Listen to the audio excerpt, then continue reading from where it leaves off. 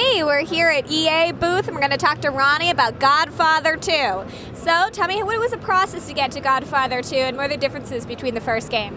So we were really excited, when we released Godfather 1. We felt like we had a really good game that delivered an excellent combat mechanic in terms of Black Hand. So really what you have in Godfather 2 is a world that's built on 3 cities, Miami, New York, and Cuba. And the objective is to take over the entire world. But the way you do that is by using this new feature called the Dawn's View. And what the Dawn's View is a 3D top-down view of the world where you can see all the rackets, all the crime rings, everything in the city, all the rival families. We've built upon Black Hand. We have Black Hand 2.0, which is an even better one. We have all new executions, all new weapons.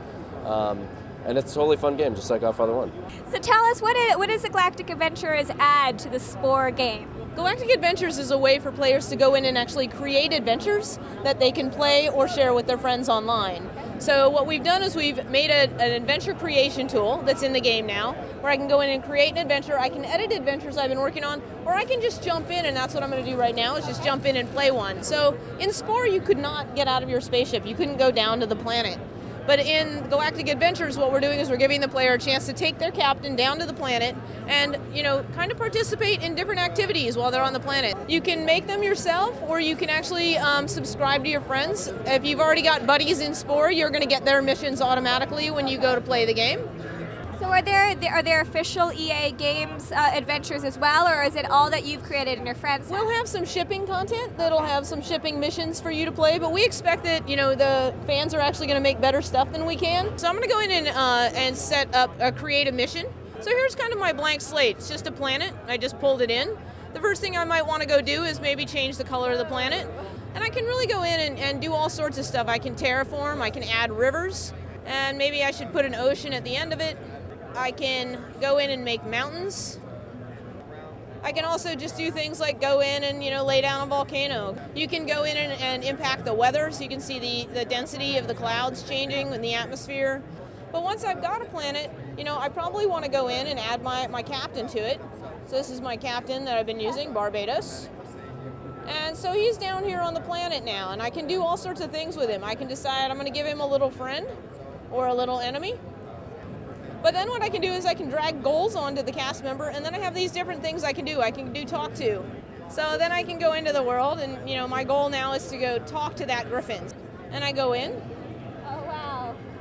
And I get a little cinematic, and it tells me it thinks I'm pretty. But I can go in and do all sorts of things. We've added a bunch of objects that the player can manipulate their world. Galactic Adventures is due out in the spring. Hi, now I'm here with Adam, and we're going to talk about Warhammer Age of Reckoning. Basically, February announced is the start of our Call to Arms campaign. It's our first live expansion arc for the game.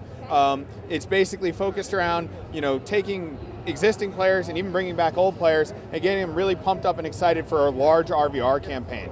It comes in a couple stages, the first of which is introduction of a couple new classes and careers, which you see right here. The Slayer and the Choppa are being introduced with the Bitter Rivals event.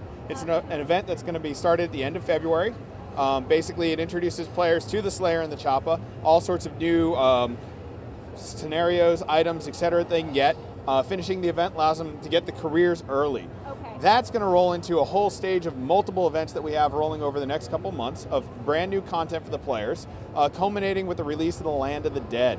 The Land of the Dead is a brand new both terrain zone and RVR dungeon, focused around a lot of high-level content, players fighting back and forth. They're basically wresting control of this large Tomb King's pyramid and all of the relics that fall within. The whole event is part of Mythic's commitment to kind of ongoing live content. Of course, we want to do things like expansion packs in the future, but we're all about giving free stuff to the players now. We want to make sure that the players are playing the game, are enjoying what they're doing. In addition to all the new content we're laying out, we have multiple patches that are coming in that are not only just kind of doing the normal things that MMOs do, balancing careers, etc., but also adding new and exciting content, player content, things that the players wanted and suggested in feedback, things like a keep upgrade system, things like a special call to arms feature for our open RVR that basically tells players where the fight is and hey, click on the button and off you go. You can get right to the action instantly. It's something we're really, really excited about. It's going to be a lot of fun, and the next 4 months are going to be great for us.